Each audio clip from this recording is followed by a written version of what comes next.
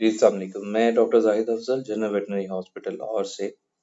आज मैं जिस टॉपिक के ऊपर वीडियो बनाना चाह रहा हूँ, ये बहुत ही कॉमन टॉपिक है। आप में से अक्सरियत जो है वो इससे वाकिफ भी होंगे, बट कभी कभी थोड़ी बहुत कन्फ्यूजन आ जाती है और हम जो है वो एग्जैक्टली उस हिसाब से ट्रीट नहीं कर पाते।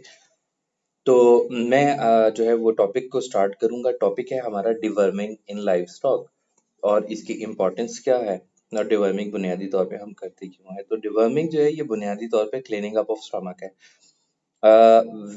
वीडियो स्टार्ट करने से पहले जो है वो मैं रिक्वेस्ट करूंगा कि वीडियो को पूरा देखें, ज़्यादा से ज़्यादा शेयर करें और अगर चैनल को अभी तक सब्सक्राइब नहीं किया तो इसको सब्सक्राइब करें। तो डिवर्मिंग जो है ये बुनियादी तौर पे है क्लीनिंग अप ऑफ स्टमक। जब हम स्टमक को क्लीन करते हैं फ्रॉम वर्म्स तो इसको हम जो टर्मिनोलॉजी यूज करते हैं वो होती है डिवर्मिंग।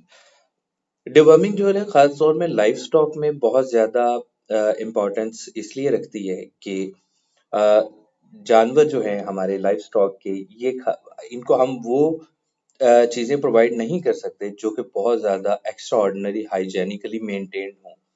तो हम इनको जो चारा वगैरह देते हैं उसमें डेफिनेटली कुछ मैगेट्स, कुछ एग्स या कुछ इस तरह की चीजें आ सकती हैं जिसकी वजह से इंटरनल पैरासाइट्स जो हैं वो मार्ज वजूद में आ सकते हैं, वो पैदा हो सकते हैं, प्रोडक्शन अपनी कर सकते हैं और जिसकी वजह से जानवर जो है वो दिन ब दिन कमज़ोर होता जाएगा। और इसका जो है वो आपको ऑनर बताएगा, जो कंप्लेन करेगा वो ये है कि 2-3 वो कंप्लेन कर सकता है। जो पॉसिबिलिटी है, नंबर 1 कि जानवर खा बहुत ज़्यादा रहा है बट उसकी हेल्थ ग्रो अप नहीं कर रही। खाना बहुत ज़्यादा है लेकिन उसकी जो सेहत है वो उस हिसाब से बन नहीं रही।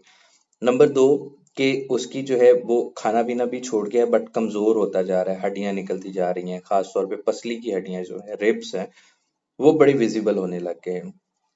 तो ऐसी सूरत में जब आप उसका एग्जामिन करेंगे तो उस एग्जामिनेशन के दो पॉइंट्स हैं। एक तो है ऑन फील्ड, जो कि हम फौरी तौर पे फील्ड के अंदर मौजूद हैं तो हम वो डायग्नोज कर सकते हैं। वो है कि आंखों में से ग्रीन कलर का डिस्चार्ज आना। आंखें अगर गंदी हैं, पानी आ रहा है, तो इसका मतलब है कि जानवर के अंदर जो है वो पेट में कीड़े हैं। उसके स्टमक में भी हो सकते हैं, लिवर में भी हो सकते हैं और इंटेस्टाइन्स में भी हो सकते हैं, इवन के किडनीज में भी हो सकते हैं। तो अगर पानी आ रहा है आंखों से तो सेकंड, आप उसकी जो है वो सेंट्रीफ्यूगेशन जो है वो लैब से करवा के एग्जैक्ट जो है, जो भी पैरासाइट है या जो भी उसमें हेलमिंथ है, आप उसको डायग्नोज कर सकते हैं लैब की में जो सेंट्रीफ्यूगेशन प्रोसेस होता है स्टूल्स का, उसके अंदर। और तीसरी चीज ये होती है, एक बड़ा कॉमन सा साइन है कि जानवर जो है वो अपने दांत आपस में रब करता है। जैसे उसे जो है वो चबाने की कोशिश कर रहा है, जब दांतों की आवाज आ रही हो। तो 95% केसेस में ये भी डिवर्मिंग का इशू होता है। नंबर 4 पे आता है कि उसकी जो फीसेस हैं, जो स्टूल्स हैं, उसमें से जो वर्म्स हैं वो बाहर आ रहे हैं। तो ये हमारे पास जो है वो 4 सिम्पटम्स हैं जिनकी वजह से हम जो है वो डायग्नोज कर सकते हैं, जिसमें एक लैब मेथड है और 2 जो है वो सिंपल मेथड्स हैं। Lab method centrifugation of stool है और जो सिंपल मेथड है वो हम आइस देखेंगे, डिस्चार्ज है या वाटर है तो उसमें से आ जाता है। और दांतों का आपस में रगड़ना या चबाना जब जानवर करता है तो उस सूरत में भी जो है वो वर्म्स की मौजूदगी इस बात का सबूत देती है। और तीसरी चीज़ जो है वो मतलब बहुत ज़्यादा जो है वो वीक हो रहा है और उसके स्टूल में से जो है वो वर्म्स आ रहे हैं। जब आप इन चीज़ों को डायग्नोज कर लेते हैं तब आपके पास अगला स्टेप आता है कि आप जो है वो कौन सी मेडिसिन जो है वो इसमें इस्तेमाल कर सकते हैं या कौन सा सॉल्ट जो है वो ज़्यादा बेहतर इस्तेमाल कर सकते हैं। तो सबसे नंबर 1 पे जो प्रायोरिटी पे है वो है ऑक्सीक्लोज़ानाइड। ऑक्सीक्लोज़ानाइड के साथ कोबाल्ट, सेलेनियम और लेविमिज़ोल जो है, ये इसका कॉम्बिनेशन जो है ये बहुत ज़बरदस्त किस्म का कॉम्बिनेशन है। और इस कॉम्बिनेशन में जो सबसे बेहतर है वो आईसीआई की नेल्ज़ान प्लस है, जो कि बहुत ज़्यादा ज़बरदस्त है। और फिर उसके बाद जो है वो सिंपल लेवोमिज़ोल आ जाती है और फिर उसके बाद ऑक्सीफेंडाज़ोल आती है और फिर last but not the least आपके पास जो है वो अल्बेंडाज़ोल आ जाती है। अब इसमें जो है वो जब आप ट्रीटमेंट स्टार्ट करेंगे, तो ट्रीटमेंट स्टार्ट करने के बाद जो है वो आप ऑनर से ये पूछेंगे। अगर ऑनर चाहता है कि उसके जानवर को जो है वो लूज मोशंस ना लगें तो आप जो है वो उसको ऑक्साफेक्स या अल्बेंडाजोल जो है वो रिकमेंड करेंगे। इसमें 95% चांसेस होते हैं कि लूज मोशंस या डायरिया जो है वो जानवर को नहीं होता, जबकि ऑक्सीक्लोजानाइड और लेविमिजोल जिसमें भी होगा उसमें जो है वो जानवर को 95% चांसेस होते हैं कि डायरिया होगा।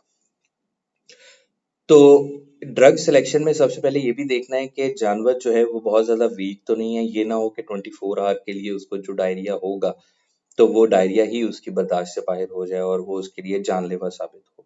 तो आपने जब सबसे पहले ये डायग्नोज कर लिया कि वो बर्दाश्त कर सकता है 24 घंटे के लूज मोशंस को, तो फिर उसके बाद जो है आप उसका जो है वो ऑक्सीक्लोजानाइड इस्तेमाल कर सकते हैं। और अगर वो नहीं मतलब बर्दाश्त कर सकता, बहुत ज़्यादा वीक लग रहा है आपको, तो फिर आप जो है वो ऑक्सीफेंडाजोल जो है वो इस्तेमाल कर सकते हैं। एक सिम्टम मैं भूल गया हूँ, वो सिम्टम है कि prolong diarrhoea. Prolong diarrhoea BVD में भी होता है, बोवाइन वायरल डायरिया में भी होता है और ईटीवी में भी होता है, एंटेरोटॉक्सीमिया वायरस में भी। लेकिन जो है वो वम्स की इश्यूज के साथ भी जो है वो प्रोलॉन्ग डाय बहुत हफ्ता हो गया है, 2 हफ्ते हो गए हैं, जानवर जो है वो कंटिन्यूअसली जो है वो उसका डायरिया किसी भी सूरत में खत्म नहीं हो रहा। तो ऐसी सूरत में जो है वो आप उसकी डिवर्मिंग ही करेंगे। अगर जानवर को पहले से ही डायरिया है तो भी आप ऑक्सीफेंडाजोल ही कोशिश करें कि इस्तेमाल करें, ताकि मजीद डायरिया जो है वो उसका कॉम्प्लिकेटेड ना हो।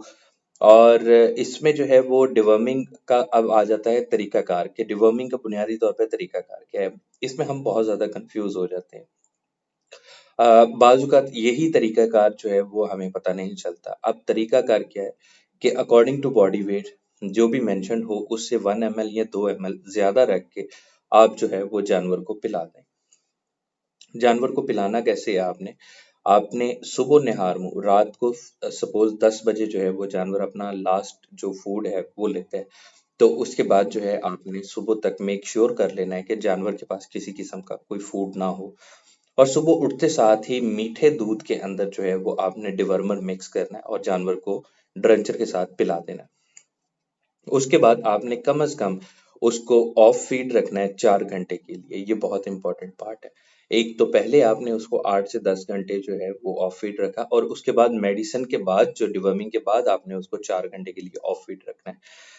तो इससे फ़ायदा ये होगा कि जो भी वर्म्स हैं वो अच्छी तरह से जो है वो इवैक्यूएट होंगे, एस्केप होंगे बॉडी के अंदर से।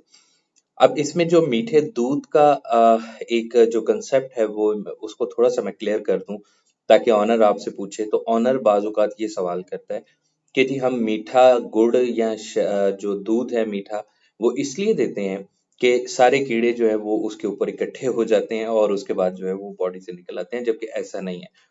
बुनियादी तौर पे होता क्या है कि वर्म्स जो हैं वो इंटेस्टाइन्स और दूसरी जो जगह हैं, जो स्टमक है उसके अंदर उन्होंने बहुत स्ट्रॉन्ग ग्रिप की होती है और जब वो निकलते हैं तो वो वहां पे एक छोटा सा पिन पॉइंट हैमरेज कर देते हैं।